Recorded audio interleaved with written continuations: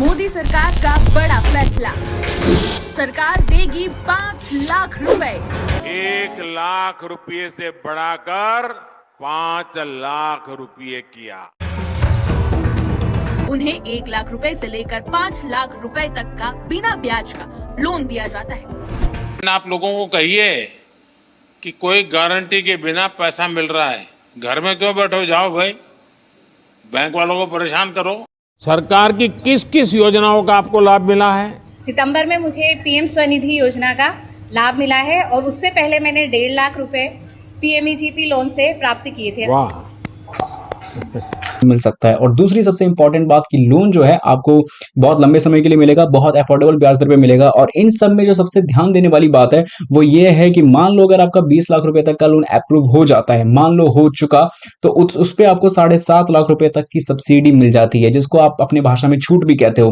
कहने का मतलब ये है कि आपको इतना रुपए तक का लोन तो देने की जरूरत भी नहीं पड़ेगी, क्योंकि मतलब मान लो कि जब आप पैसा दे भी दोगे तो आपका जो इतना रुपए तक का जो सब्सिडी है, मतलब 7.5 लाख रुपए तक का मेजोरिटी पोर्शन आपका माफ कर दिया जाएगा। तो आपके लिए इस लोन को चुका पाना भी बहुत आसान हो जाएगा और 20 लाख का लोन आपका महज हो जाएगा 13.5 या 12.5 लाख के आसपास में। तो सवाल उठता है कि अगर आप लोग इस लोन को लेना चाहते हो तो कैसे लोगे? इस चीज को जानने के लिए इस वीडियो को अंत तक देखते रहें। सबसे पहले बता दूं कि आज हम बैंक ऑफ बड़ौदा से इस लोन को लेने वाले हैं, तो मैं आशा करूंगा कि आप इस वीडियो को अंत तक देखें, कहीं भी बिना स्किप किए हुए। और जिनका खाता बैंक ऑफ बड़ौदा में नहीं भी है ना, तो वो भी इस वीडियो को देखो, क्या पता आपके लिए ये चीज काम कर जाए। सबसे पहले चैनल को सब्सक्राइब करें ऐसी वीडियोस को देखते रहने के लिए, एंड वीडियो को जो है अभी से आप लोग लाइक शेयर कर, आपके सामने खुल चुका है पेज। अब इसके अंदर सबसे पहले जो इन्फॉर्मेशन होगी और जो मैं समझता हूं इस इन्फॉर्मेशन के बारे में, वो मैं आपको सारी चीजें क्लियर करूंगा। चलो फटाफट से समझते हैं। इसमें सबसे पहले तो ऑब्जेक्टिव क्लियर है भाई कि जो पीएमईजीपी लोन है वो दिया किस लिए आता है। भाई ये लोन देने का साफ साफ मतलब मकसद ये है कि आपको एक बिजनेस करने के लिए जो है सिंपल तरीके से लोन मिल सके। जो भी व्यक्ति अर्बन से रूरल से अर्बन इलाके में आते हैं उनके लिए एक बेस्ट बिजनेस हो, ताकि बिजनेस के तौर पे जो बंदे बिजनेस कर रहे हैं उनको एक जो है रोजगार देने का काम कर सके। क्योंकि जो ज्यादा से ज्यादा लोग गांव से शहर की तरफ आते हैं वो अच्छे खासे रोजगार को सोचकर ही आते हैं, बट अगर वो सफिशिएंट नहीं हो पाता तो उनके लिए भी बड़ा मुश्किल हो पाता सर्वाइव कर पाना। तो ऐसे केस में आप बेस्ट बिजनेस बना सको ताकि ज्यादा से ज्यादा लोगों को रोजगार मिल सके, और यही सारी चीजों के लिए भी है। तो स्कोप इसमें काफी बड़ा है जो कि आप पढ़ सकते हो, ठीक है। अब कौन कौन एलिजिबल है? भाई 18 साल से ऊपर के सारे बंदे एलिजिबल है, 18 साल तक के बंदे भी एलिजिबल है। बेनिफिशियरी जो है 8वीं क्लास एटलीस्ट पास होना चाहिए, और साथ ही में जो अगर आप मान लो मैन्युफैक्चरिंग के लिए तैयार करोगे तो 10 लाख से ऊपर का आपका होना चाहिए कॉस्टिंग, प्रोजेक्ट कॉस्टिंग ज्यादा से ज्यादा, और बिजनेस सेक्टर के लिए 5 लाख से ऊपर का। बाकी self help groups, institution registration under society registered act या प्रोडक्शन कोऑपरेटिव सोसाइटी या चैरिटेबल ट्रस्ट, ये सारे लोग जो है लेने के लिए सिंपल तरीके से एलिजिबल हैं। सब्सिडी जो बहुत ज्यादा मुख्य किरदार और जो बहुत ज्यादा अट्रैक्ट करने वाली चीज है कि भाई 20 लाख रुपए का लोन भी मिलेगा तो उस पे 7.5 लाख रुपए तक की सब्सिडी है। तो ये समझ लो सबसे पहले कि सब्सिडी किन लोगों को कितना ज्यादा मिल सकता है। अगर आप एक जनरल कैटेगरी वाले हो तो आपको मैक्सिमम सब्सिडी मिल सकता है 25%, और वो भी उन लोगों को जो गांव से हैं या फिर रूरल लोकेशन से आते हैं। अर्बन वालों को 15% तक की सब्सिडी मिल सकती है। वहीं पे स्पेशल कैटेगरी वालों की जहां तक हम बात करें, इसके अंदर SC ST OBC वुमेन और फिजिकली हैंडीकैप तो आएंगे, ये सारे लोग इसके अंदर ही आते हैं, तो उनको मिलेगा 25% तक की सब्सिडी जो अर्बन यानी शहरी इलाके से आते हैं। लेकिन अगर रूरल लोकेशंस की बात करें तो उनको सबसे ज्यादा सब्सिडी मिलेगा जो है 35% तक का। तो इसका मतलब ये है कि सबसे ज्यादा सब्सिडी मिलने के चांसेस भी इनके, और ये नहीं है कि 35% पूरा बोले तो पूरा ही सब्सिडी मिल जाएगा। ये डिपेंड करता है एलिजिबिलिटी और आपके प्रोफाइल पे, और आपको कितना आप एलिजिबल हो सब्सिडी क्लेम करने के लिए।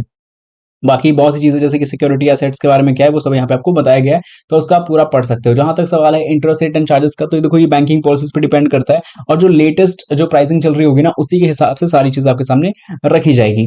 तो इंटरेस्ट रेट एंड चार्जेस पे ऐसे क्लिक करोगे तो आपको बहुत सी चीज पता चलेगी। बाकी जो लोन चुकाने का समय है वो 3 से 7 साल के बीच में आपको मिलेगा, जो कि काफी लंबा समय है, आप लोगों के लिए आसान पड़ेगा। अब बारी आती है लोन को आवेदन करना कैसे है। तो देखो इसके लिए आपको लिंक इसके नीचे तो नहीं है खैर, लेकिन आप डायरेक्टली जो है URL पे आना और kviconline.gov.in करके आपको सिंपली सर्च कर लेना है, तो आप डायरेक्टली पहुंच जाओगे इस वेब पेज पे। यहाँ आने के बाद आपको पीएमईजीपी का सेक्शन मिलेगा, इस पे क्लिक करना है, और क्लिक करने के साथ ही आपको यहाँ पे एप्लीकेशन फॉर यूनिट के ऑप्शन के अप्लाई के ऑप्शन पे क्लिक कर देना है। जैसे क्लिक कर दोगे आपको जस्ट वेट करना है, और इस पूरे फॉर्म को कंप्लीटली भरना है। 23 सेक्शंस के अंदर होगा, तो इसको आप इजीली भर लोगे। जहां पे आपको आधार कार्ड से शुरू करना है, तो इस पूरे फॉर्म को आप लोग भर लेना।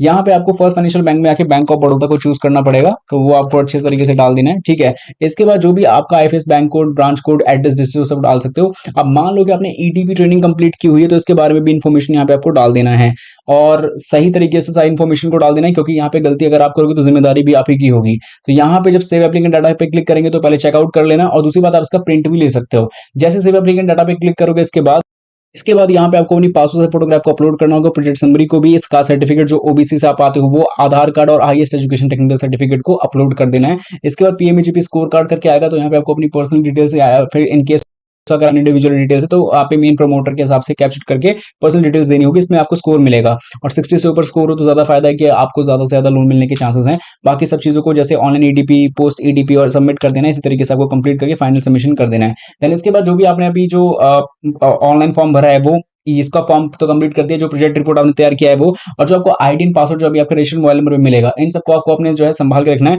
समय आने पे आपको जो है बैंक ब्रांच में जब विजिट करोगे बैंक ऑफ बड़ौदा के, तो वहां पे आप इसको दिखा करके आगे के फर्दर प्रोसेस के रिलेटेड इन्फॉर्मेशन पूछ सकते हो कि लोन के बारे में अब और क्या करना है, या फिर अब मेरा पैसा सीधा मेरे बैंक खाते में मिल जाएगा या नहीं, आपको सारी इन्फॉर्मेशन आपको बता दिया जाएगा। तो ये था एक छोटा सा प्रोसेस जहां पे मैंने कोशिश करी बताने की कि किस तरीके से लोन को लिया जा सकता है। बाकी आपकी क्या राय है इस बारे में कमेंट्स में लिख के जरूर बताएं।